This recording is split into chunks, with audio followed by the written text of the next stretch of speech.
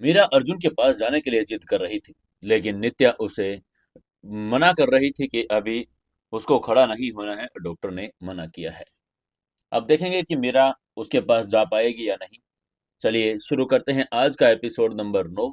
हम सुन रहे हैं कहानी द साइलेंट मिलेनियर। अगर आपको कहानी एक बार भी अच्छी लगती है तो वीडियो को लाइक जरूर कर दिया करो यार, और साथ में अपने गांव और अपने शहर का नाम लिखकर जरूर भेजें, जिससे हमें पता चले कि आप लोग कहां से अपनी कहानी द साइलेंट मिलेनियर को देखते हैं। दोस्तों, जल्दी जल्दी से कमेंट करें, शेयर करें और लाइक जरूर करें। चलिए शुरू करते हैं कहानी। लेकिन आगे से मीरा ने उसकी एक नहीं सुनी। अपने ड्रिप की सुई निकालने की कोशिश करके कहा, अगर तुम नहीं लेकर जाओगी तो मैं खुद चली जाऊंगी, मुझे कोई नहीं रोक सकता। वो जिद करने लगी। मीरा की इस जिद के आगे नित्या को झुकना पड़ा, इसलिए उसने हार मानकर कहा, ठीक है मैम, प्लीज आप 2 मिनट लेटे रहिए, मैं अभी व्हील चेयर मंगवाती हूँ, फिर मैं आपको सर के पास ले चलूंगी। ये कहकर वो उठी और वहां पर रूम पड़े इंटरकॉम पर एक वार्ड बॉय को व्हीलचेयर लाने के लिए कहा। कुछ देर बाद एक वार्ड बॉय एक व्हीलचेयर लेकर आया। मीरा ने सहारा लिया और व्हीलचेयर पर बैठ गई। उसकी ड्रिप भी वैसे ही व्हीलचेयर के स्टैंड पर लटका दी गई। फिर वो खुद उसको धक्का देकर बाहर कॉरिडोर में ले गई। हॉस्पिटल का वो हिस्सा शांत और भव्य था कि मीरा को लग रहा था कि वो किसी 5 स्टार होटल में है। वो प्रेसिडेंशियल स्वीट 1 में रुके थे। दरवाजे पर 2 बॉडीगार्ड्स तैनात थे, जिन्होंने मीरा को देखते ही सिर झुकाकर सलाम किया और दरवाजा खोल दिया। जैसे वो लोग अंदर जाने लगे, वो एक सीनियर नर्स बाहर निकली। उसने मीरा को व्हीलचेयर पर देखा। ये देखते ही नर्स ने नित्या को डांट कर कहा, अरे आप पेशेंट को बाहर क्यों लाए हैं? और मिस्टर अर्जुन को अभी अभी पेन किलर्स दिए गए हैं, वो सो रहे हैं, आपको उन्हें डिस्टर्ब नहीं करना चाहिए, उन्हें बहुत गहरे आराम की जरूरत है। वो नर्स बहुत ही प्रोफेशनल लग रही थी, लेकिन तभी मीरा ने सिर झुका, उसका नर्स की तरफ देखा। उसकी आंखों में एक ऐसी दृढ़ता थी जिसे देखकर वो एक पल के लिए नर्स भी चुप हो गई। फिर मीरा ने धीरे से कहा, सिस्टर, मेरा इलाज दवाइयां नहीं, अर्जुन का चेहरा है, और शायद उसका इलाज भी। मुझे बस उसके पास बैठने दीजिए। मैं आवाज नहीं करूंगी, उसको बिल्कुल भी डिस्टर्ब नहीं करूंगी। ये कहकर वो उम्मीद भरी आंखों से उसकी तरफ देखने लगी। वहीं नर्स ने एक पल सोचा, फिर एक साइड हट गई। उसने मुस्कुराकर कहा, ठीक है, लेकिन सिर्फ थोड़ी देर। उसकी मंजूरी पाते ही नित्या मीरा को अंदर ले गई और उसने अर्जुन के बिस्तर के बगल में व्हीलचेयर लगा दी। फिर नित्या और नर्स कमरे से बाहर चले गए। उन्होंने एक दूसरे के साथ अब उनको अकेला छोड़ दिया। अब कमरे में सन्नाटा था, सिर्फ एसी के हम और मशीन की बीप बीप की आवाज सुनाई दे रही थी। तभी मीरा ने अर्जुन को देखा। वह सफेद चादर ओढ़े लेटा था। उसके दोनों पैरों पर भारी प्लास्टर चढ़ा था, उन्हें ऊपर लटकाया गया था। उसके माथे पर पट्टी थी, हाथों पर खरोंचे थी और वो गहरी नींद में था। उसका चेहरा शांत था, लेकिन दर्द की लकीरें अभी भी माथे पर थी। मीरा का दिल उसे इस हालात में देखकर टुकड़े टुकड़े हो गया। मीरा ने भावुक होकर मन ही मन में सोचा, ये सब मेरी वजह से हुआ है। अगर मैं उस दिन अर्जुन को छोड़कर नहीं जाती तो उसे मुझे ढूंढने ही नहीं आना पड़ता, और ये सब नहीं सहना पड़ता। मीरा ने कांपते हाथों से अर्जुन का हाथ, जो बिस्तर के किनारे पर पड़ा था, थाम लिया। अर्जुन का हाथ गर्म था। मीरा ने अपना गाल उसके हाथ पर रख दिया और चुपचाप रोने लगी। वो बस उसे निहारती रही, उसकी हर सांस को महसूस करती रही। ऐसे ही करीब 1 घंटा बीत गया। मीरा वैसे ही बैठी थी। तभी अर्जुन के हाथ में थोड़ी हरकत हुई। उसकी उंगलियां हिली। उसको महसूस होते ही मीरा ने सिर उठाया और धीरे से बोली, अर्जुन। उसकी आवाज सुनते ही अर्जुन की पलकें झपकी। उसने धीरे धीरे आंखें खोली। दवाइयों के असर से उसे सब कुछ धुंधला दिखाई दे रहा था। उसे लगा शायद वो अभी सपना देख रहा है, लेकिन अब उसकी नजर अपने हाथ पर पड़ी जिसे किसी ने थाम लिया था। फिर उस चेहरे पर जो सबके सबसे करीब था, तो उसकी नींद उड़ गई। उसने देखा, उसके सामने मीरा थी। मीरा को देखते ही अर्जुन की आंखों में चमक आ गई। वो बिना कुछ बोले उसे देखता रहा, जैसे यकीन कर रहा हो कि यह हकीकत है। कुछ पल बाद अर्जुन ने फुसफुसा कर कहा, मीरा। उसकी आवाज भारी और सूखी थी। मीरा ने जल्दी से पानी का गिलास उठाया, स्ट्रो से पानी पिलाया और मीरा ने रोकर मुस्कुरा कर कहा, "हाँ हाँ, अर्जुन, मैं मीरा हूँ।" आगे से अर्जुन ने अपना बायां हाथ, जिसमें ड्रिप नहीं थी, बड़ी मुश्किल से उठाया और मीरा के गाल को छू कर देखा। उसने अपनी उंगलियों से मीरा के आंसुओं को पोंछकर कोमलता से पूछा, तुम तुम ठीक तो हो? आगे से मीरा ने भावुक होकर उसके हाथ को चूम कर कहा, मैं ठीक हूं, तुम अपनी फिक्र करो, तुम्हारी टांगे। उसकी बात सुनकर अर्जुन ने हंसने की कोशिश करके कहा, अरे टांगों का क्या है, जुड़ जाएगी, फेविकोल का जोड़ है, टूटेगा नहीं। लेकिन हंसने की वजह से झटका लगने से वो दर्द से कराह उठा। तभी मीरा ने उसे डांट कर कहा, चुप करो, इस हालात में भी मजाक। फिर वो अपनी व्हीलचेयर से उठी और उसने सावधानी से अर्जुन के सीने पर सिर रखकर गले लगा लिया। अर्जुन ने भी उसे अपनी बाहों में भर लिया। उस एक पल में सारी दुनिया का शोर थम गया। अर्जुन का दर्द सब कुछ उस आलिंगन में पिघल गया था। थोड़ी देर बाद अर्जुन ने मीरा को खुद से थोड़ा अलग किया और उसकी आंखों में देखा। अब उसकी नजरों में प्यार के साथ साथ एक सवाल भी था। अर्जुन ने गंभीर आवाज में पूछा, पागल लड़की, तुम मुझे ऐसे छोड़कर क्यों चली गई थी उस दिन बिना बताई? तुम्हें अंदाजा भी है कि मैं किस हालात में गुजरा हूं? मुझे लगा कि मैंने तुम्हें धोखा खो दिया है। उसकी बात सुनते ही मीरा की नजरें झुक गई। उसने अपनी गलती का एहसास किया, लेकिन वो इनसिक्योरिटी भी बताना चाहती थी। इसलिए मीरा ने सिसक कर कहा, अर्जुन, मुझे लगा कि तान्या के साथ तुम हो। पूरे कॉलेज में अफवाह थी। मैंने वो फोटो देखी, मुझे लगा तुम दोनों एक दूसरे को पसंद करते हो, मैं बीच में क्यों पड़ूं? फिराज ने गहरी सांस ली और आगे कहा, तान्या वो अमीर है अर्जुन, वो सुंदर है, उसके पास सब कुछ है। मुझे लगा वो तुम्हें खुशी और वो फ्यूचर दे देगी जो मैं नहीं दे सकती। मैं तो साधारण सी लड़की हूँ, जिसके पास अपना घर तक नहीं। मुझे लगा मैं तुम्हारे रास्ते का कांटा बनूंगी, इसलिए इसलिए मैं चली गई ताकि तुम अपनी अमीर दुनिया में खुश रहो। ये कहकर उसने शर्मिंदगी से नजरें झुका ली। वहीं मीरा की ये बात सुनकर अर्जुन को गुस्सा आ गया और प्यार भी। उसे गुस्सा इस बात पर आया कि मीरा ने उस पर भरोसा नहीं किया, और प्यार इस बात पर कि मीरा ने उसकी खुशी के लिए अपनी कुर्बानी दे दी। अर्जुन ने उसे डांट कर कहा, बेवकूफ हो तुम, मेरी बेवकूफ। तुमने एक बार मुझसे पूछा, एक बार मेरी आंखों में देखा होता तो पता चल जाता कि वहां तान्या के लिए कोई जगह नहीं थी। अर्जुन ने मीरा का चेहरा ऊपर उठाया और उसकी आंखों में देखकर आगे कहा, और ये क्या बकवास कर रही थी तुम? अमीर, पैसा, तुम्हें लगता है कि तान्या के पास पैसा है इसलिए मैं उसके पास जाऊंगा? अर्जुन के चेहरे पर वो अग्निहोत्री वाला तेवर आ गया। उसने कड़क स्वर में आगे कहा, मीरा, मैं तुम्हें आज एक सच बताता हूँ। तुम जिस अर्जुन को जानती हो, वो सच का सिर्फ आधा हिस्सा है। तुम्हें लगता है कि तान्या अमीर है, उसके पिता मिस्टर मेहता एक रिफाइनरी के मालिक है। ठीक है, लेकिन सुनो, अर्जुन ने गर्व और अधिकार के साथ कहा, मैं मैं उसके जैसे 1,000 मेहता परिवार को खड़े खड़े खरीद सकता हूँ, और जब मेरी जेब पर असर भी नहीं पड़ेगा। उसकी बात सुनकर मीरा सन रह गई। उसने हकला कर पूछा, क्या?" तभी अर्जुन ने कहा, हाँ हाँ मीरा, ये हॉस्पिटल जहां तुम बैठी हो, ये मेरा है। जिस प्राइवेट आइलैंड पर हम हैं वो मेरा है। जिस हेलीकॉप्टर से हम आए वो मेरा है। मैं कोई नॉर्मल लड़के या स्ट्रगलिंग स्टूडेंट नहीं हूँ। मैं अर्जुन अग्निहोत्री हूँ, इंडिया के सबसे बड़े और पुराने बिजनेस एम्पायर का इकलौता वारिस। मेरे दादाजी रणविजय अग्निहोत्री इस देश के सबसे अमीर आदमियों में से एक हैं। उसकी यह बात सुनकर मीरा की आंखें फटी रह गई। उसे यह विला याद आया और यहाँ वो रहते थे। धीरे धीरे उसको सब कुछ समझ आ रहा था।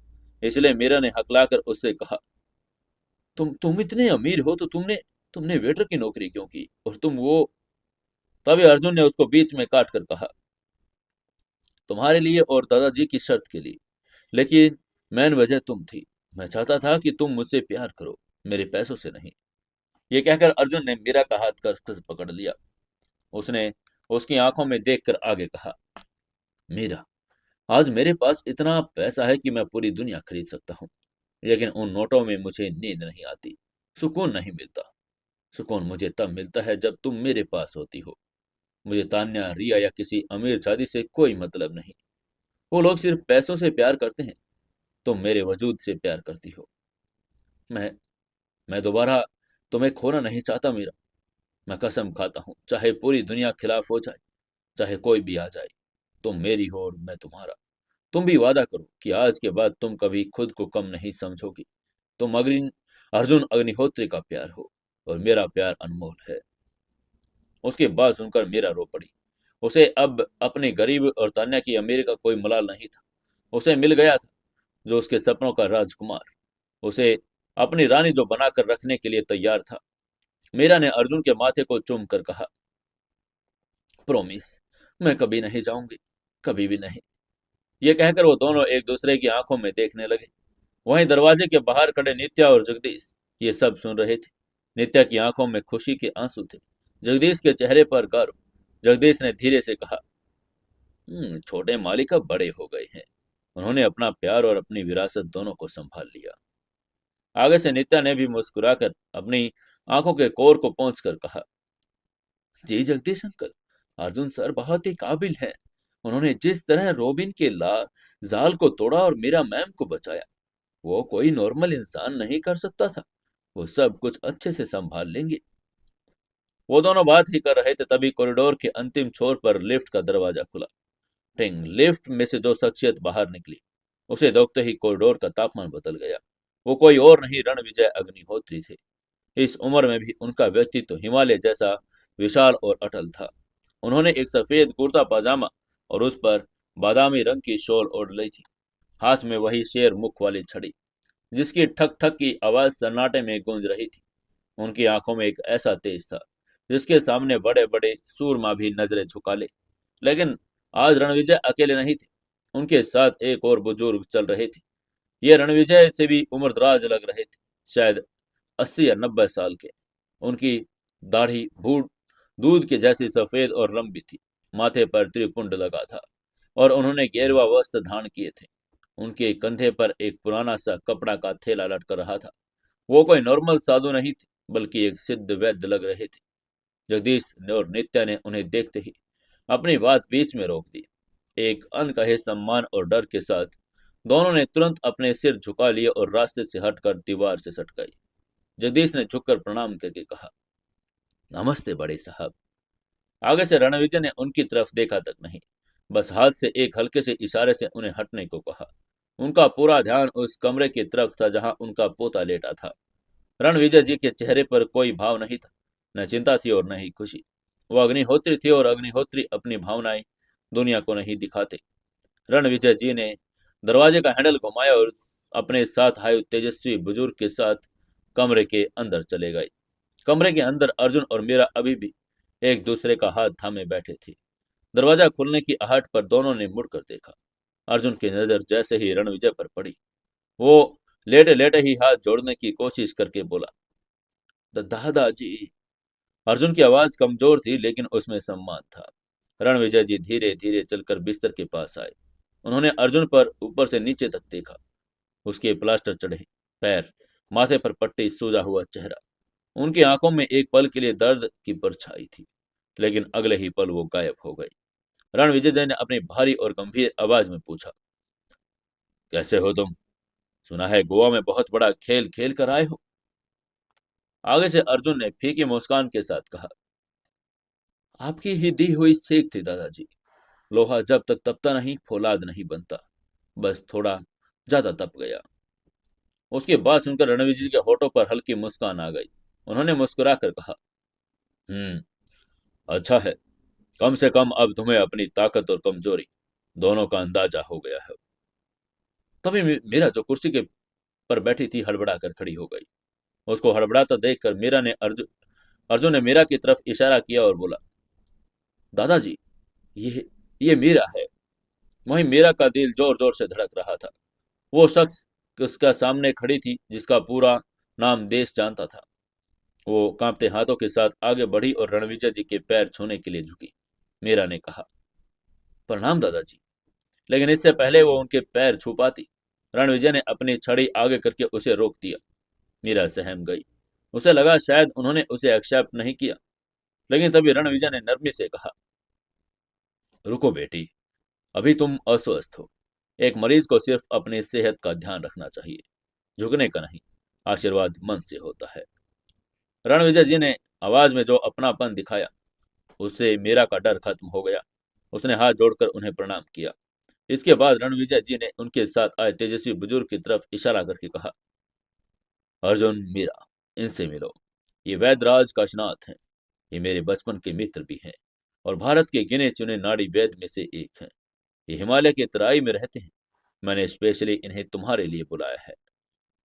उनकी बात सुनते ही अर्जुन ने हैरान होकर उनकी तरफ देखकर कहा, वैद्य जी, लेकिन दादाजी, यहाँ के डॉक्टर्स ने कहा है कि मेरी हड्डियों को जुड़ने में कम से कम 3 महीने लगेंगे। कई सर्जरी करनी पड़ेगी। उसको समझ ही नहीं आ रहा था कि उसके दादाजी क्या करना चाहते हैं, लेकिन आगे से किसी ने भी कोई उसकी बात का जवाब नहीं दिया। बस वैद्य काशीनाथ ने एक शांत और रहस्यमय मुस्कान दी। वो आगे बढ़े और अर्जुन के बिस्तर के पास रखी कुर्सी पर बैठ गए।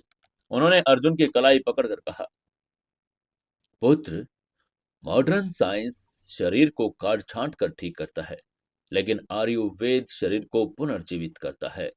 तुम्हारी हड्डियां टूटी हैं, लेकिन तुम्हारा प्राण तत्व अभी भी प्रबल है।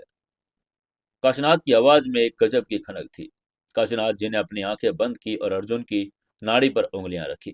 इसके साथ कमरे में सन्नाटा छा गया। वो कुछ मिनटों तक बस अर्जुन की धड़कनों को महसूस करते रहे। फिर उन्होंने आंखें खोली और अपना पुराना थैला खोला। उसमें से जड़ी बूटियों की एक तेज और भीनी खुशबू पूरे कमरे में फैल गई। उन्होंने कुछ सूखी पत्तियां और भस्म को मिलाकर 3 छोटी छोटी पुड़िया बनाई। काशीनाथ जी ने पुड़िया टेबल पर रख कर कहा, ये लो, ये अस्थि संधानक और कायाकल्प का मिश्रण है। इसे सुबह, दोपहर और शाम को शहद के साथ लेना। और हाँ, वो जो प्लास्टर चढ़ा है उसे कटवा देना। उसकी जरूरत नहीं पड़ेगी। उनकी आवाज में एक अलग ही कॉन्फिडेंस था। वहीं उनकी बात सुनकर अर्जुन और मीरा सन्न रह गए। अर्जुन ने झिझक कर पूछा, वैद्य जी, क्या इसे सच में फायदा होगा? डॉक्टर कह रहे थे। लेकिन तभी काशीनाथ ने उसको बीच में टोक कर कहा, 2 दिन, सिर्फ 2 दिन बच्चे। तीसरे दिन तुम अपने पैर पर खड़े होकर दौड़ोगे। ये मेरा वचन है। तभी रणविजय ने भी अर्जुन की तरफ देखकर सिर हिलाकर सहमति जताकर कहा, इन पर भरोसा करो अर्जुन। इन्होंने मुझे मौत के मुंह से निकाला था जब डॉक्टर जवाब दे चुके थे। जो ये कह रहे थे कि वैसा ही करो। इसके बाद वैद्य जी ने मीरा की नवज देखी। उसे भी कुछ जड़ी बूटियां देकर कहा, बेटी, तुम्हारे शरीर में भय और कुपोषण ने घर कर लिया। ये तुम्हें नई ऊर्जा देगा। इसके बाद वो लोग वहां से चले गए। अगले 2 दिन अग्निहोत्री मेडिकल सिटी में किसी जादू से कम नहीं थे। डॉक्टर्स ने जब अर्जुन का प्लास्टर काटने का ऑर्डर सुना तो उन्होंने बहुत विरोध किया, लेकिन रणविजय अग्निहोत्री के ऑर्डर के आगे किसी के नहीं चलती। प्लास्टर काट दिया गया। अर्जुन ने वैद्य की दी हुई पुड़ियां खानी शुरू कर दी। पहले खुराक के बाद अर्जुन की टूटी हुई हड्डियों में एक अजीब सी गर्मी महसूस हुई, जैसे अंदर कोई वेल्डिंग कर रहा हो। दर्द नहीं, और बल्कि एक मीठी सी टीस हुई। उस रात अर्जुन को गहरी नींद आई, ऐसी नींद जो उसे महीनों तक नहीं आई थी। दूसरे दिन की सुबह अर्जुन ने महसूस किया कि वह अपने पैरों की उंगलियों को हिला पा रहा है। शाम तक अर्जुन पूरी तरह से उसकी सूजन गायब हो चुकी थी और तीसरे दिन की सुबह वो चमत्कार हुआ जिसकी उम्मीद किसी को नहीं थी। सूर्य की पहली किरण के साथ अर्जुन की आंखें खुली। उसे लगा कि उसके पैरों में नई जान आ गई। उसने चादर हटाई और धीरे से अपने पैर जमीन पर रखे। कोई दर्द नहीं, वो कमजोरी भी नहीं। वो खड़ा हो गया। वो कमरे में चलने लगा, पहले धीरे फिर तेज, और उसकी हड्डियां ऐसे जुड़ चुकी थी जैसे कभी टूटी न हो। मीरा जो सोफे पर सो रही थी, आंखें मलकर उठी। जब उसने अर्जुन को कमरे में टहलते देखा तो उसे अपनी आंखों पर विश्वास नहीं हुआ। उसने हैरानी से चिल्लाकर कहा, अर्जुन, अर्जुन, तुम चल रहे हो? ये कहकर वो दौड़कर उसे गले लगा लिया। आगे से अर्जुन ने खुश होकर कहा, हाँ मीरा, मैं बिल्कुल ठीक हूँ। ये कहकर अर्जुन ने एक्साइटमेंट में उसे उठाकर हवा में घुमा दिया। उसी वक्त रणविजय जी और वैद्य काशीनाथ जी कमरे में दाखिल हुए। वैद्य जी ने मुस्कुराकर कहा, कहा था ना पुत्र, आयुर्वेद में प्रकृति की शक्ति है। उनके ये बात सुनते ही अर्जुन ने तुरंत वैद्य जी के पैर पकड़ लिए और उसने नतमस्तक होकर कहा, आपने तो मुझे नया जीवन दे दिया बाबा। मैं आपका ही ऋण कैसे चुकाऊंगा? तभी काशीनाथ जी ने उठकर कहा, ऋण चुकाना है तो अपने शरीर का सम्मान करो, इसे व्यर्थ मत गवाना। वहीं रणविजय जी अपनी छड़ी पर हाथ रखकर खड़े थे। उनका चेहरा सख्त था। उन्होंने अर्जुन की तरफ देखकर कहा, अर्जुन, खुश होने का वक्त खत्म हुआ। तुम ठीक हो गए तो अच्छी बात है, लेकिन ये काफी नहीं है। उसकी बात सुनते ही अर्जुन ने हैरान होकर उनसे पूछा, क्या मतलब दादाजी?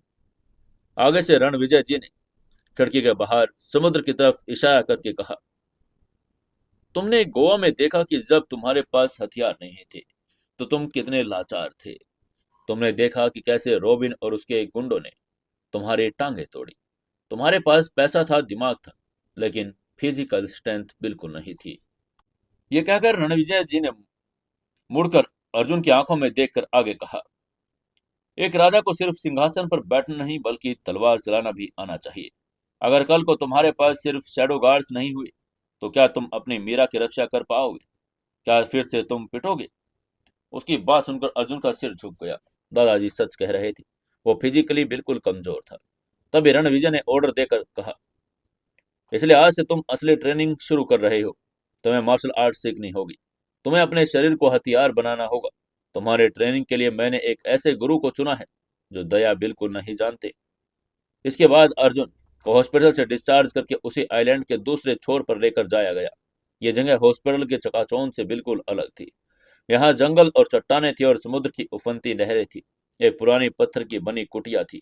रणविजय जी और अर्जुन वहां मीरा भी खड़ी थी। कुटिया के बाहर एक चट्टान पर एक व्यक्ति पदासन में बैठा ध्यान कर रहा था। वो एक मोंक लग रहा था। सिर मुंडा हुआ, शरीर पर नॉर्मल मरून रंग का चोगा, कद काठी ऐसी जैसी पत्थर को तराश कर बनाई गई हो। उनकी उम्र का अंदाजा लगाना मुश्किल था। चेहरे पर शांति थी, लेकिन बाजुओं की नसें लोहे की रस्सियों जैसी थी। रणविजय जी ने उनका इंट्रो करवा कर कहा, ये मास्टर हैं। ये शाओलिन टेम्पल्स के प्रमुख भी रह चुके हैं। अब मौन व्रत में है। बोलते नहीं, सिर्फ सिखाते हैं, और इनका तरीका बहुत निर्दयी है। तभी मास्टर ने आंखें खोली। उनकी आंखें बाज जैसी तेज थी। उन्होंने अर्जुन को देखा और अर्जुन को लगा जैसे वो स्कैन किया जा रहा हो। तभी मास्टर खड़े हुए। उन्होंने रणविजय को झुककर नमन किया। फिर उन्होंने अर्जुन की तरफ एक लकड़ी का डंडा फेंका। अर्जुन ने उसे कैच किया। तभी मास्टर ने जंगल की तरफ इशारा किया। ये देखते ही रणविजय ने अर्जुन के कंधे पर हाथ रखकर कहा, जाओ, अब अगले 3 महीने तुम्हारी दुनिया यही जंगल और ये गुरु है। मीरा विला में रहेगी। तुम उसे हफ्ते में सिर्फ एक बार मिल सकोगे। मुझे अब ये अर्जुन नहीं, एक परफेक्ट फाइटर चाहिए। उनकी बात सुनते ही अर्जुन ने मीरा की तरफ देखा। वहीं मीरा की आंखों में आंसू थे, लेकिन वो अर्जुन की तरक्की को नहीं रोकना चाहती थी। इसलिए उसने मुस्कुराकर सिर हिलाकर कहा, जाओ अर्जुन, खुद को साबित करो। उसकी बात सुनते ही अर्जुन ने गहरी सांस ली। मास्टर के पीछे चल पड़ा। ट्रेनिंग का पहला दिन ही अर्जुन के लिए किसी नरक से कम नहीं था। उसे लगा था कि शायद वार्म अप होगा या कुछ बेसिक एक्सरसाइज होगी, लेकिन मास्टर बेसिक में विश्वास ही नहीं रखते थे। मास्टर ने उसे एक झरने के पास ले गया। उसका पानी बहुत ठंडा था, ऊपर से तेजी से बह रहा था। मास्टर ने इशारे से अर्जुन को कपड़े उतारने, सिर्फ ट्राउजर पहने और झरने के नीचे खड़ा होने को कहा। उनका इशारा पाते ही अर्जुन ने मन ही मन में सोचा, पानी के नीचे आसान है। लेकिन जैसे वो झरने के नीचे खड़ा हुआ, पानी का प्रेशर इतना ज्यादा था कि उसे लगा जैसे सैकड़ों हथौड़े उसके सिर और कंधे पर बरस रहे हैं। तभी मास्टर ने उसे हॉर्स स्टेंस की मुद्रा में खड़े होने का इशारा किया। घुटने मुड़े हुए, पीठ सीधी, हाथ सामने।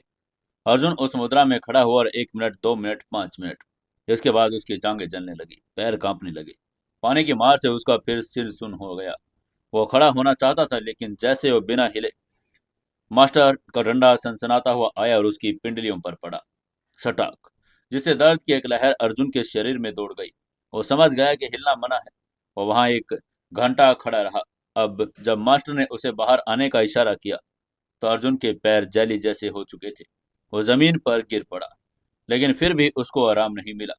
मास्टर ने तुरंत उसकी पीठ पर एक 20 किलो का पत्थर रख दिया और उसे पहाड़ पर चढ़ने का इशारा किया। अर्जुन ने हाँफ कर मन ही मन में सोचा, पागल है क्या ये? अभी तो मैं ठीक हुआ हूँ। लेकिन तभी उसे दादाजी का चेहरा याद आया। उसने रोबिन का वो चेहरा याद किया जब वो उसे पीट रहा था। तभी अर्जुन ने खुद को धकेल कर खुद से कहा, नहीं, मुझे रुकना नहीं है। वो पत्थर लेकर पहाड़ पर चढ़ा। उसका शरीर पसीने और दर्द से भीगा हुआ था। चट्टान उसके हाथों को छील रही थी। शाम होते होते अर्जुन की हालात ऐसी हो गई थी कि वो अपनी उंगली भी नहीं हिला पा रहा था। मास्टर ने उसे एक कड़वा सूप दिया और उसे जमीन पर सोने का इशारा किया। कोई बिस्तर नहीं, सिर्फ चटाई। ऐसे ही दिन हफ्तों के बाद बदलने लगे और महीनों में। अर्जुन की दिनचर्या सूरज उगने से पहले शुरू होती, चांद निकलने के बाद खत्म होती। उसे तरह तरह की यातनाएं, जिन्हें मास्टर ट्रेनिंग कहते थे, वो दी जाती। जैसी आंखों पर पट्टी बांधकर तलवार के वार से बचना, समुद्र की लहरों में विपरीत तैरना, जलते हुए कोयले पर नंगे पैर चलना, हवा में लटकती रस्सियों पर संतुलन बनाना। शुरुआत में अर्जुन रोता था, चिल्लाता था, हार मान लेता था, लेकिन मास्टर उसे तब तक नहीं छोड़ते जब तक वो दोबारा खड़ा नहीं होता। धीरे धीरे अर्जुन का शरीर बदलने लगा। उसका वजन कम नहीं हुआ, क्यों बल्कि मांसपेशियां पत्थर जैसी सख्त हो गई। उसकी त्वचा अब धूप और चोट के निशान पहनकर चमक रही थी। उसकी आंखों में वो मासूमियत भी गायब हो गई थी और उसकी जगह एक किलर इंस्टिंक्ट ने ले ली थी। एक दिन मास्टर ने अर्जुन को बुलाया। उन्होंने एक तलवार अर्जुन के हाथ में दी और खुद एक लकड़े की छड़ी ली। ये पहली बार था जब वो आमने सामने लड़ने वाले थे। अर्जुन ने हमला किया, लेकिन मास्टर ने पलक झपकते ही उसे गिरा दिया। अर्जुन उठा, फिर हमला किया, फिर गिरा। ये सिलसिला 50 बार चला, लेकिन 51वीं बार जब मास्टर ने छड़ी घुमाई तो अर्जुन ने अपनी तलवार से उसे ब्लॉक किया और बिजली की रफ्तार से पलटकर अपनी तलवार की नोक मास्टर के गले पर रोक दी। हवा थम गई। मास्टर ने पहली बार अर्जुन की आंखों में देखा और उनके होठों पर एक बारीक मुस्कान आ गई। उन्होंने धीरे से ताली बजाई। बिना उन्होंने बोले बता दिया कि अर्जुन पास हो गया है। ऐसे ही कड़ी ट्रेनिंग के बीच 3 महीने पूरे हो चुके थे। रणविजय जी, जगदीश जी, मीरा ट्रेनिंग ग्राउंड पर आ गए। उन्होंने देखा कि एक युवक चट्टान के किनारे पर खड़ा है। वो कमर तक नंगा है और जिसके शरीर पर अनगिनत निशान थे, लेकिन उसकी मुद्रा किसी फाइटर जैसी थी। जब वो पलटा तो मीरा उसे पहचान नहीं पाई। ये वो चॉकलेटी बॉय अर्जुन नहीं था। ये एक फाइटर अर्जुन था और उसकी आंखों में एक गहरा ठहराव था। वहीं उसको देखते ही रणविजय ने गर्व से सीना चौड़ा किया और कहा, शाबाश। तभी अर्जुन चलकर उनके पास आया। उसके चाल में अब लड़खड़ाहट नहीं बल्कि शेर जैसी दमक थी। उनके दादाजी के उसने पैर छुए और आशीर्वाद लेकर कहा, ट्रेनिंग पूरी हुई दादाजी। आगे से रणविजय जी ने उसे गले लगाकर कहा, अब तुम तैयार हो अर्जुन। अब तुम सिर्फ पैसों से अमीर नहीं, तुम हर मायने में अग्निहोत्री हो। दादाजी से बात करने के बाद अर्जुन मीरा के पास गया। तभी मीरा ने उसके सख्त हाथों को छूकर कहा, तुम बदल गए हो। तभी अर्जुन ने मुस्कुराकर कहा, सिर्फ बाहरी रूप से, अंदर से मैं अभी भी तुम्हारा वही अर्जुन हूँ। इसके बाद दादाजी, रणविजय, अग्निहोत्री और मास्टर ने उन्हें मुंबई के लिए विदा किया। रणविजय जी ने अर्जुन के माथे पर हाथ रखकर कहा, जाओ, अब मुंबई तुम्हारा है। लेकिन याद रखना, पावर का असली इम्तिहान तब होता है जब तुम उसका इस्तेमाल अपने लिए नहीं, दूसरों के लिए करते हो। अर्जुन ने हल्की मुस्कान के साथ सहमति जता दी। इसके बाद हेलीकॉप्टर से उड़ान भरी। अर्जुन ने खिड़की से बाहर देखा। वो आइलैंड अब छोटी सी बिंदी जैसा लग रहा था। तभी जगदीश, जो उनके साथ था, उसने अर्जुन की तरफ देखा। वही अर्जुन का चेहरा शांत था, लेकिन उसकी आंखों में एक अजीब सी गहराई थी। अर्जुन ने खामोशी तोड़कर पूछा, जगदीश जी, मुंबई की क्या खबर है? आगे से जगदीश ने गंभीर होकर जवाब दिया, सब सब अच्छा चल रहा है सर। ऑपरेशन क्लीन अप सफल रहा। हमने गोवा से रेस्क्यू की गई उन लड़कियों को सुरक्षित उनके घरों तक पहुंचा दिया। और वो शैतान रॉबिन अल्फेंजो, उसका साथी रंगर और धोखेबाज बुजुर्ग कपल और वो जुड़वा भाई बहन भाई जगन मगन, वे सभी अभी भी हमारे कब्जे में हैं। वे उसे पुराने फार्म हाउस के बेसमेंट में हैं जहां आपने उन्हें छोड़ा था। उसकी यह बात सुनकर अर्जुन ने धीरे से सिर हिलाकर कहा, ठीक है, हम सीधा वहीं फार्म हाउस पर जाएंगे। कुछ अधूरा हिसाब चुकता बाकी करना है। उसने इतना कहा और उसके बगल में बैठी मीरा ने उसका हाथ कसकर पकड़ लिया। उसने उन नामों से डर लगता था, लेकिन अर्जुन के स्पर्श ने उसे हिम्मत दे दी। मुंबई जुहू वाली हेलीपैड पर लैंडिंग के बाद अर्जुन और मीरा काले शीशों वाले एसयूवी में बैठे। जगदीश ड्राइविंग पर सीट थे। गाड़ी शहर के चकाचौंध से दूर खंडाला के रास्ते उस वीरान और पुराने फार्म हाउस की तरफ मुड़ गई। यह वही जगह थी जहां अर्जुन ने रंगा की पहली किडनी निकाली थी और आज ये जगह उन सभी पापियों का अंतिम ठिकाना बनने वाली थी। कुछ देर बाद गाड़ी फार्म हाउस के सामने रुकी। अर्जुन उतरा। उसने एक काले रंग का पठानी सूट पहना था। उसकी चाल में अब वो लंगड़ापन नहीं था, बल्कि एक शेर जैसी धमक थी जो अपने शिकार की तरफ बढ़ रहा हो। हालांकि मीरा गाड़ी में ही रुकना चाहती थी, लेकिन उसने फैसला किया कि वो अपने डर का सामना करेगी। इसलिए वो अर्जुन के साथ उतरी। वो बेसमेंट की सीढ़ियों पर उतरे। अंदर का नजारा किसी की भी रूह कपा देने वाला था।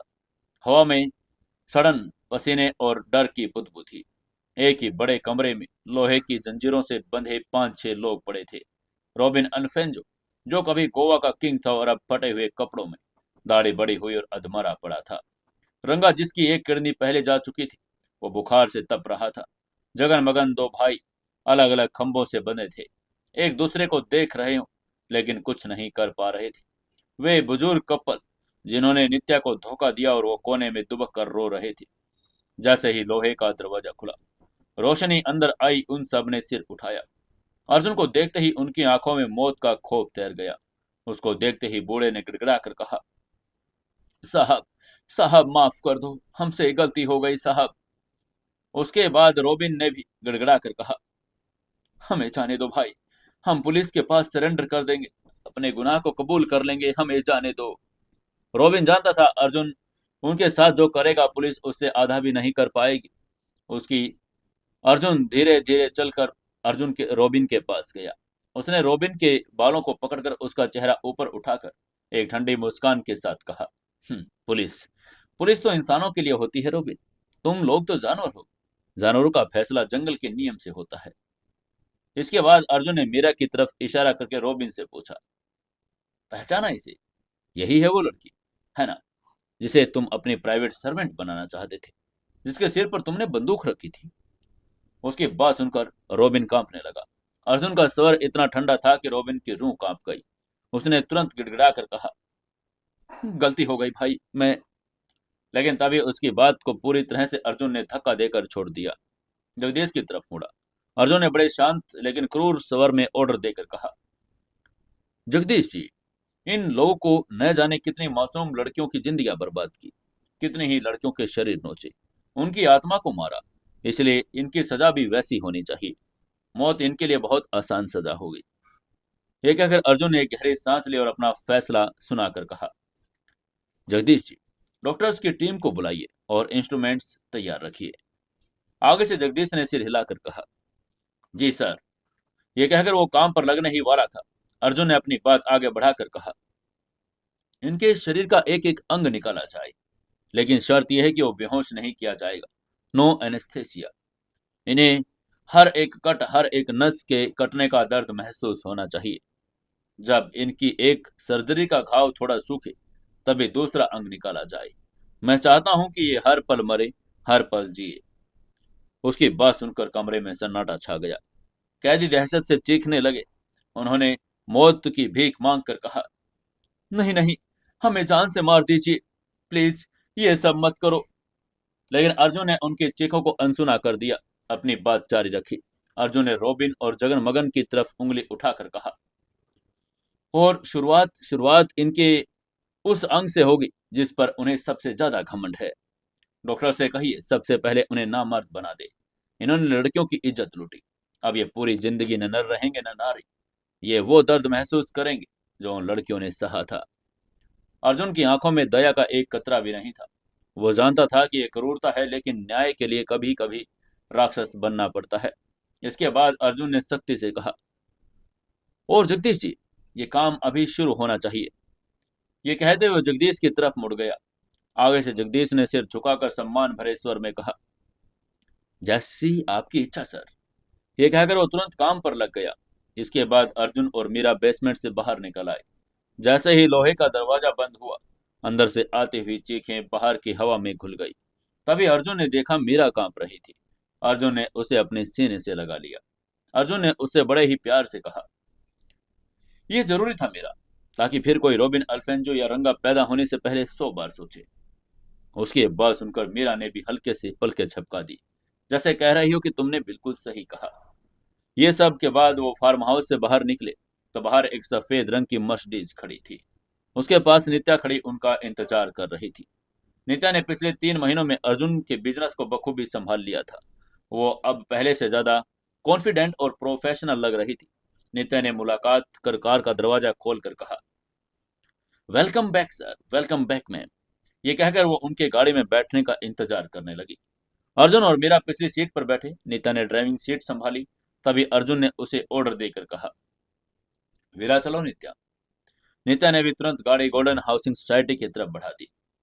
रास्ते में निया ने रियर व्यू मिरर में अर्जुन को देखकर कहा, सर, आपके लिए एक अच्छी खबर है। मैंने कॉलेज एडमिनिस्ट्रेशन से बात कर ली है। आपकी और मीरा मैम की अटेंडेंस और री एडमिशंस का इशू सोल्व हो गया।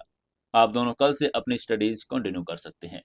प्रिंसिपल सर ने माफी भी मांगी है। और उन्होंने बिना जांच के नाम काट दिया था। उसकी यह बात सुनकर अर्जुन के चेहरे पर एक हल्की मुस्कान आ गई। उन्होंने मुस्कुरा कर कहा, बहुत बढ़िया, वैसे मुझे अपने दोस्तों से मिले हुए वक्त हो गया, कुछ पुराने दुश्मनों से भी मिलना है। अर्जुन का इशारा साफ था। तान्या और रागिनी, उन दोनों को अभी तक पता नहीं था कि अर्जुन वापस आ गया है और इस बार वो इतना खतरनाक होकर लौटा है। अर्जुन के दिमाग में उनके लिए भी प्लान तैयार था, लेकिन वहीं उसके बगल में बैठी मीरा खामोश थी। वो खिड़की से बाहर देख रही थी। मुंबई की भागती हुई जिंदगी उसे फिर से डरा रही थी, लेकिन उसका डर किसी और वजह से था। नित्या ने मीरा की उदासी को भांप लिया। उसने मीरा को पुकार कर कहा, मीरा मैम। मीरा ने चौंक कर उसकी तरफ देखकर कहा, जी। आगे से नित्या की आवाज थोड़ी धीमी हो गई। उसने कहा, मुझे आपको एक और खबर देनी थी, शायद ये आपके लिए खुशखबरी भी है, थोड़ा परेशानी भी। उसके लिए बात सुनकर मेरा थोड़ी परेशान होगी और बोली, क्या बात है नित्या?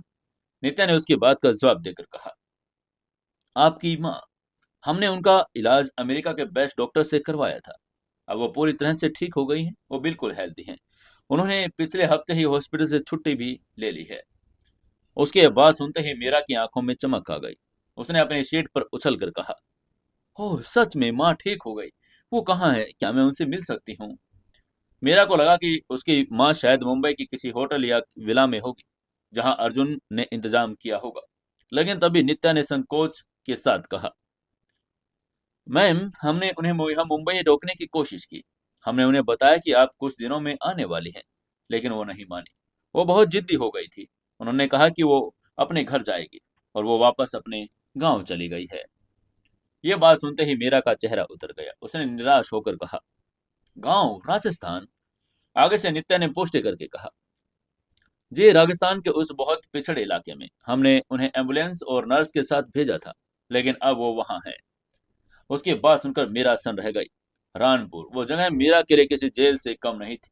वो एक ऐसा गांव था जहां आज भी लड़कियों को पढ़ाने से मनाही थी, जहां बाल विवाह आम बात थी और वो उसके तायाजी का हुक्म चलता था।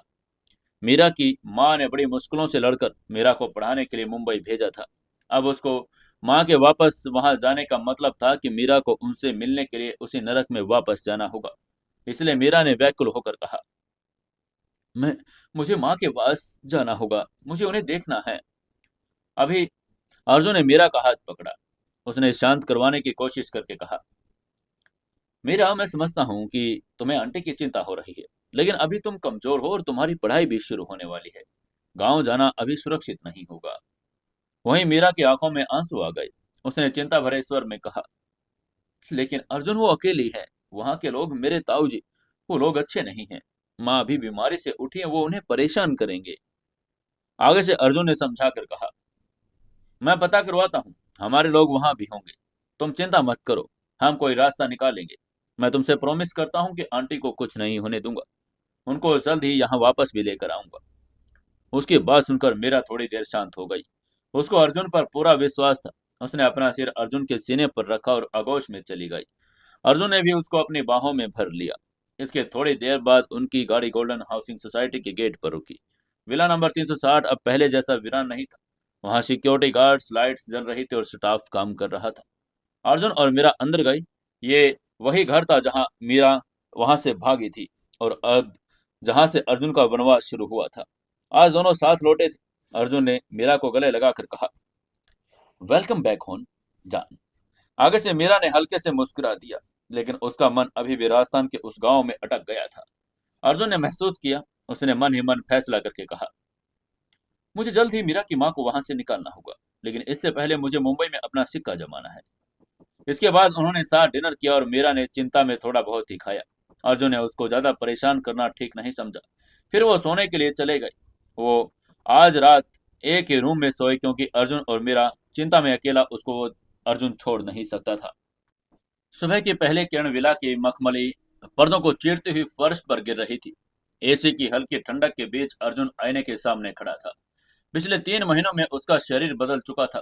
फौलादी मांसपेशियां, त्वचा पर धूप, संघर्ष की निशानियां और आंखों में एक गहरा ठहराव। लेकिन आज उसे अपनी ये नई पहचान छुपानी थी। उसने बेड पर रखे अपने पुराने कपड़ों को देखा। वही घिसी हुई नीली जींस, जिसका रंग घुटनों पर उड़ चुका था। एक पुरानी चेक वाली शर्ट जिसे कॉलर पर मुड़ गए थे। वो ये कपड़े उसके जिंदगी का बहुत इंपॉर्टेंट हिस्सा थे। आज उसे फिर से वही पुराना अर्जुन बनना था। उसने अपनी महंगी घड़ी उतारी और दराज में रख दी। बालों को जानबूझकर बिखेर लिया। अपनी चाल में वो शेर वाली दहक हटाकर वही पुरानी संकोची चाल वापस लाने की कोशिश की। ये एक प्रोफेशनल एक्टर की तैयारी जैसा था, जो मंच पर जाने से पहले अपना किरदार ओढ़ रहा था। वहीं मीरा बिस्तर के कोने में खड़ी उसे देख रही थी। उसकी आंखों में चिंता और डर साफ झलक रहा था। गोवा की घटनाओं ने उसके मन पर गहरा असर डाला था। यह अर्जुन को एक पल के लिए भी अपनी नजरों से दूर नहीं करना चाहती थी। तभी अर्जुन तैयार होकर मीरा के पास आया और घुटनों के बल बैठकर उसके सामने बैठ गया। उसने मीरा के ठंडे हाथों को अपनी हथेलियों में लिया। अर्जुन ने बहुत ही प्यार और गंभीरता से कहा, मीरा, मैं जानता हूं तुम डरी हुई हो, लेकिन मेरा बाहर जाना जरूरी है। वो लोग तान्या और रागिनी, उन्हें लगता है कि वो जीत गए। उन्हें लगता है कि उन्होंने हमें खत्म कर दिया। मुझे उन्हें उनकी गलती का एहसास दिलाना होगा। उसकी आंखों में अपार प्यार था। आगे से मीरा ने धीरे से कहा, लेकिन अर्जुन, तुम फिर से वही नाटक क्यों कर रहे हो? तुम तो अब पावरफुल हो। तुम एक चुटकी में उन्हें बर्बाद कर सकते हो। उसकी बात सुनकर अर्जुन की आंखों में एक ठंडी आग जल उठी। उसने गुस्से में कहा, हाँ, मैं कर सकता हूँ। मैं अभी पुलिस भेजकर तान्या को जेल भिजवा सकता हूँ। रागिनी को कॉलेज से निकलवा सकता हूँ। लेकिन मीरा, वो सजा उनके लिए बहुत कम होगी। उन्होंने तुम्हें नर्क में धकेला था। उन्होंने तुम्हें मुझसे दूर करने की कोशिश की थी। इसलिए मैं उनसे उनका सब कुछ छीनना चाहता हूँ। उनका पैसा, उनका परिवार, उनकी खूबसूरती और सबसे बढ़कर उनका वो घमंड, जिसे वो अर्श फर्श पर गिरे और उन्हें पता चले कि धक्का किसे कहते हैं।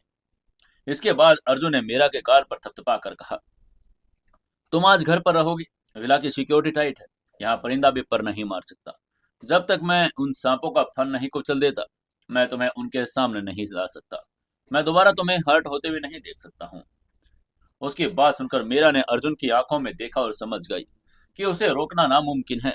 इसलिए उसने धीरे से सिर हिलाकर कहा, ठीक है, अपना ख्याल रखना और जल्दी आना। तभी अर्जुन ने मुस्कुराकर विला का दरवाजा खोला और बाहर निकल गया। गोल्डन हाउसिंग सोसाइटी के चकाचौंध को पीछे छोड़कर वो पैदल ही सड़क पर आ गया। धूप बड़ी तेज थी, धूल उड़ रही थी और गाड़ियों का शोर कानों में चुभ रहा था। लेकिन अर्जुन को ये सब अच्छा लग रहा था। ये उसका युद्ध क्षेत्र था। मुंबई की उमस भरी गर्मी में चलते हुए अर्जुन कॉलेज के हॉस्टल की तरफ बढ़ा। 3 महीने हो चुके थे। कॉलेज का रास्ता वही था, लेकिन अर्जुन के लिए सब बदल चुका था। पिछली बार जब वो यहाँ आया था, तो वो टूटा हुआ था और हारा हुआ था। आज वो एक शिकारी था जो अपने जाल को कसने जा रहा था। जब वो हॉस्टल के रूम के बाहर पहुंचा, तो उसका दिल जोरों से धड़का। उसके दोस्त कपिल, अहान, समीर यहीं रहते थे। उनको सब बहुत याद आ रही थी। तभी उसने देखा दरवाजा आधा खुला था। अंदर से हंसी मजाक की आवाजें आ रही थी। अर्जुन ने दरवाजा खटखटाया। उसके दरवाजा खटखटाते ही अंदर से समीर की आवाज आई, कौन है भाई, अंदर आ जा।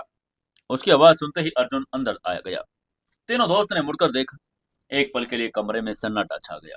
वे अपनी आंखों पर यकीन नहीं कर पा रहे थे। फिर कपिल ने एकदम चिल्लाकर कहा, ओ अर्जुन। तीनों दोस्त अपनी जगह से उछल पड़े और दौड़कर अर्जुन के पास आए। उन्होंने उसे घेर लिया और गले लगा लिया। आहान ने अपनी पीठ थपथपा कर कहा, भाई तू कहाँ था यार, 3 महीने न फोन न मैसेज। हमें लगा कि तूने कुछ गलत कर लिया है। तभी समीर ने अर्जुन को गौर से देखकर पूछा, और तेरी हालत ठीक तो है ना? तू मेरा कहाँ है, मिल गई वो? उसने सवाल सुनकर अर्जुन ने गहरी सांस ली। अब उसने अपने नाटक का पहला चरण शुरू करना था। उसने उनके चेहरे पर थकान, दुख के भाव ओढ़ लिए। अर्जुन ने धीमी आवाज में उनकी आंखों में आंखें डालकर झूठ बोलकर कहा, हाँ यार, मीरा मिल गई। वो अपने गांव चली गई है। उसकी माँ बहुत बीमार थी। तभी कपिल ने पूछा, और तू तू कहाँ गायब था? अर्जुन ने पहले सोची हुई कहानी बनाकर कहा, वो मुझे घर से बुलावा आ गया था। मेरे गांव में एक बहुत बड़ी फैमिली इमरजेंसी हो गई थी। जमीन जायदाद का झगड़ा था और दादाजी की तबीयत खराब थी। मुझे रातों रात निकलना पड़ा। वहां नेटवर्क नहीं था, हालात बहुत खराब थे। मैं फंसा हुआ था यार। कल ही वापस आया हूँ। दोस्तों ने उसकी कहानी पर विश्वास कर लिया। आखिर पिछली कुछ घटनाओं से उतना तो पता चल गया था कि अर्जुन कोई अनाथ तो बिल्कुल नहीं था। इसलिए समीर ने मुस्कुरा कर कहा, शुक्र है तू वापस आ गया। तेरे बिना ग्रुप सुना लग रहा था। और पता है कॉलेज में कितनी बातें बनी। लोगों ने कहा तू डर के मारे भाग गया। विकी और उसके ग्रुप ने बहुत मजाक उड़ाया तेरा। उसकी बात सुनते ही अर्जुन ने मुट्ठी जोर से भींच ली, लेकिन उसका चेहरा शांत था। उसने शांत भाव से कहा, उसने जितना मजाक उड़ाया था वो उड़ा लिया। अब मैं आ गया हूं ना, अब मैं सभी को मुंह तोड़ जवाब दूंगा। इसके बाद ऐसे ही थोड़ी देर इधर उधर की बातचीत करने के बाद अर्जुन मुद्दे पर आकर समीर से बोला, समीर तान्या का क्या हाल है? क्या वो अभी भी मेरे बारे में पूछती है? उसका सवाल सुनकर समीर ने थोड़ा हिचकिचाकर कहा, तान्या, भाई सच कहूं तो शुरुआत में वो बहुत परेशान थी, या शायद नाटक कर रही थी। वो कहती थी कि तू उसके बिना बताए चला गया। उसने तुम्हें ढूंढने की बहुत कोशिश की, लेकिन पिछले कुछ हफ्तों से वो पुरानी क्वीन बी वाली लाइफस्टाइल में वापस आ गई है। पार्टीज, क्लबिंग, वही सब। उसकी बात सुनकर अर्जुन ने मन ही मन सोचा, बेशर्म, मैंने उसे बचाने के लिए क्या कुछ नहीं किया, और उसने मुझसे ही मेरा सब कुछ छीन लिया था। ये सोचकर अर्जुन ने समीर से कहा, समीर, मुझे उससे मिलना है। मैं चाहता हूं कि तू और सिमरन, तुम लोग तान्या तक ये खबर पहुंचाओ कि मैं वापस आ गया, और उसे ये भी बताना कि मैं बहुत गिल्टी हूं, मैं उसे छोड़कर चला गया था। उसकी बात सुनकर समीर हैरान हो गया। उसने चौंक कर कहा, क्या तू फिर उस नागिन के पास जाना चाहता है? भाई भूल गया क्या उसने क्या किया था? वो फोटो, वो अफवाहें। समीर को अभी भी तान्या की इस हरकत पर गुस्सा आ रहा था। उसको समझ ही नहीं आ रहा था कि फिर भी अर्जुन उसके पास क्यों जाना चाहता है। वो सोच में पड़ गया था, कहीं ऐसा तो नहीं कि अर्जुन तान्या की बाहरी खूबसूरती पर फिदा हो गया। वो ये सोच ही रहा था कि अर्जुन ने आंखों में देखकर कहा, मैं कुछ नहीं भूला समीर, कुछ भी नहीं। लेकिन मुझे उसे समझाना है, उसे बताना है कि अर्जुन के साथ भिड़ने का अंजाम क्या होता है। बस तुम ये खबर उसे पहुंचा दो। ये कहकर वो उसके चेहरे पर एक अलग ही कॉन्फिडेंस था। आगे से समीर ने भी अर्जुन के चेहरे पर अजीब से गंभीरता देखी। वो समझ गया कि अर्जुन कुछ और सोच रहा है, इसलिए उसने कहा, ठीक है भाई, मैं अभी सिमरन को फोन करता हूँ। ये कहकर उसने अपना फोन निकाला और सिमरन को कॉल करने लगा। इसी समय उधर आर्ट्स डिपार्टमेंट की कैंटीन में तान्या अपने ग्रुप्स के साथ बैठी थी। उसने एक नया डिजाइनर बैग लिया था। बड़े चाव से अपने दोस्तों को दुबई ट्रिप की तस्वीरें दिखा रही थी। उसने हंसकर कहा, ओ यू नो गाइस, दुबई का शिपिंग और फेस्टिवल अमेजिंग था। तान्या बड़ी चहक चहक कर बातें कर रही थी। तभी सिमरन वहां आई। उसके चेहरे पर घबराहट थी। सिमरन ने तान्या के पास जाकर कहा, तान्या, एक बात करनी थी। ये कहकर उसका चेहरा बिल्कुल गंभीर हो गया। आगे से तान्या ने अपनी आइस टी पीकर उससे पूछा, क्या हुआ सिमरन, इतनी सीरियस क्यों हो? तभी सिमरन ने बम फोड़ कर कहा, वो अर्जुन, अर्जुन वापस आ गया है। उसकी बात सुनते ही तान्या का हाथ हवा में रुक गया। इसी के साथ पूरे ग्रुप में सन्नाटा छा गया। तान्या ने धीरे से पूछा, क्या वापस आ गया, कब? सिमरन ने जैसे ही समीर ने उसे पट्टी पढ़ाई थी वैसे ही तान्या को बताकर बोली, आज सुबह वो हॉस्टल में है, बहुत बहुत टूटा हुआ लग रहा है। समीर बता रहा था कि उसके गांव में बहुत बड़ी मुसीबत आ गई थी। उसके दादाजी शायद नहीं रहे या कुछ प्रॉपर्टी का लफड़ा था। वो रो रहा था तान्या। वो कह रहा है कि उसे सबसे ज्यादा अफसोस इस बात का है कि वो तुम्हें बिना बताए चला गया। उसकी बात सुनकर तान्या के चेहरे के भाव बदल गए। पहले हैरानी, फिर राहत और अंत में एक विनिंग मुस्कान। उसे लगा था कि अर्जुन भाग गया है, लेकिन अब उसे पता चला कि अर्जुन मजबूरी में गया था। अब वे उसी के बारे में सोच रहा है। उसके अहंकार को एक नई खुराक मिल गई।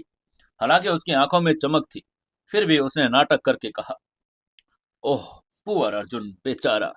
मैंने कहा था ना कि वो मुझे छोड़कर कहीं नहीं जा सकता। उसे मेरी जरूरत है। ये कहकर उसने अपना मेकअप ठीक किया और खड़ी हो गई। खड़े होने के बाद उसने सिमरन की तरफ देखकर कहा, मैं उससे मिलने जा रही हूँ। उसे मेरी सहानुभूति की जरूरत है, और वैसे भी मेरा खिलौना वापस आ गया, तो मुझे उसे क्लेम करना ही होगा। ये कहकर वो कैंटीन से बाहर निकल गई। वहीं उधर अर्जुन कॉलेज के गार्डन एरिया में एक बेंच पर बैठा था। उसने अपना सिर झुका लिया था, जैसे वो बहुत गहरे दुख में हो। ये उसकी एक्टिंग का सबसे इम्पोर्टेंट हिस्सा था। तभी उसने कदमों की आहट सुनी, महंगी हील्स की खटखट। वो जानता था कि कौन आ रहा है। उसी समय एक जानी पहचानी आवाज ने उसे पुकारा, अर्जुन। आवाज सुनते ही अर्जुन ने धीरे से सिर उठाया। उसके सामने तान्या खड़ी थी। उसने एक छोटी सी ड्रेस पहनी थी। उसने परफ्यूम की महक से हवा को महका दिया था। अर्जुन ने उसे देखते ही खड़े होने का नाटक किया। उसकी आंखों में नकली आंसू आ गए। उसने धीरे से फुसफुसा कर कहा, तान्या। अर्जुन की आवाज भारी थी। तान्या ने देखा कि अर्जुन में वही पुराने कपड़े पहने हैं। फिर उसने अर्जुन की आंखों में आंसू देखे। उसे और यकीन हो गया कि अर्जुन की हालात और खराब हो गई है। वो आगे बढ़ी और उसने अर्जुन को गले लगा लिया। तान्या ने उसे डांटते हुए लेकिन साथ ही प्यार जताकर कहा, कहाँ चले गए थे तुम इडियट? तुम्हें पता है मैंने तुम्हें कितना मिस किया। ये कहकर उसने उसे अपनी बाहों में जकड़ लिया। उसको अपने इतना करीब पाकर अर्जुन के शरीर में घृणा की लहर दौड़ गई।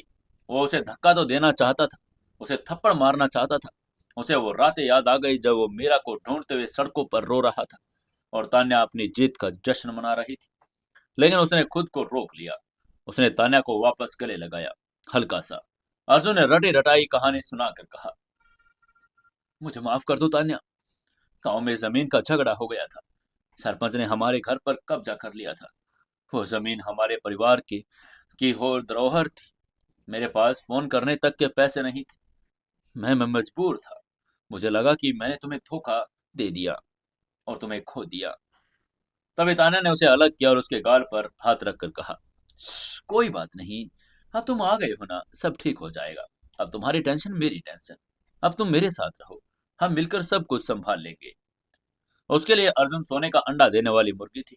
इसलिए तान्या ने उसको वापस अपने जाल में फंसाने की कोशिश करके कहा, चलो चलो, तुम्हें भूख लगी होगी, है ना?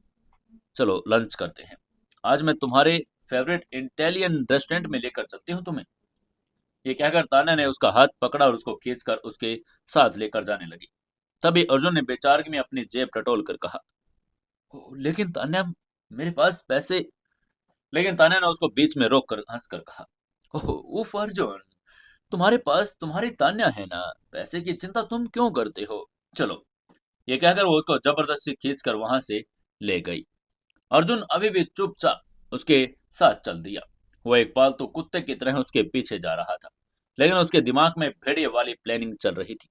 अर्जुन ने मन ही मन में सोचा, ले चलता न्या, खिला ले मुझे अपने बाप के पैसों से, क्योंकि बहुत जल्द तेरे बाप के पास बिल भरने लायक पैसे भी नहीं बचेंगे। इसके बाद तान्या अर्जुन को अपनी कार में बिठाकर ला बेला रेस्टोरेंट ले गई। यह शहर का सबसे महंगा रेस्टोरेंट था। रास्ते भर तान्या अपनी बातें करती रही। उसने क्या शॉपिंग की, अपने दोस्तों के बारे में। अर्जुन बस हम और हाँ करता रहा। जब वो रेस्टोरेंट में दाखिल हुए तो किस्मत से, या शायद अर्जुन की बदकिस्मती से, वहां रागिनी अपने बॉयफ्रेंड विक्रम के साथ बैठी थी। रागिनी ने अर्जुन और तान्या को साथ आते देखा तो उनका मुंह खुला रह गया। रागिनी ने जोर से कहा, ये क्या, वो भिखारी वापस आ गया?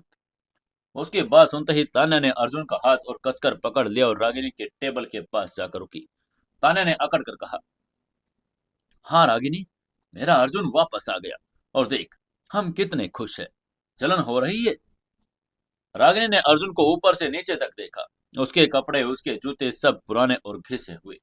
ये सब देखकर रागिनी ने हंसकर कहा, "हाँ, खुश? तान्या तू इसे पाल रही है या डेट कर रही है? देख तो सही इसकी हालत। ऐसा लग रहा है जैसे अभी नाले से निकल कर आया है।" उसकी बात सुनकर अर्जुन का खून खोल उठा, लेकिन तभी उसे मास्टर की बात याद आ गई। शांत मन सबसे बड़ा हथियार है। इसलिए उसने रागिनी की तरफ देखा और हल्का सा मुस्कुरा दिया। एक ऐसी मुस्कान जिसे देखकर रागिनी कंफ्यूज हो गई। तभी अर्जुन ने बहुत ही विनम्रता से कहा, रागिनी, कपड़े तो बाजार से नए आ जाते हैं, लेकिन सोच, वो तो बाजार में नहीं मिलती। ऐसी मेरी हालात सुधर जाएगी, लेकिन तुम्हारी सोच का इलाज तो डॉक्टर के पास भी नहीं है। उसकी बात सुनकर रागिनी का चेहरा लाल हो गया। उसने चिल्लाकर कहा, तू, तेरी हिम्मत? लेकिन उसको ऐसे गुस्से में लाल होता देखकर तान्या खिलखिलाकर हंस पड़ी। उसे अर्जुन का यह जवाब पसंद आया था।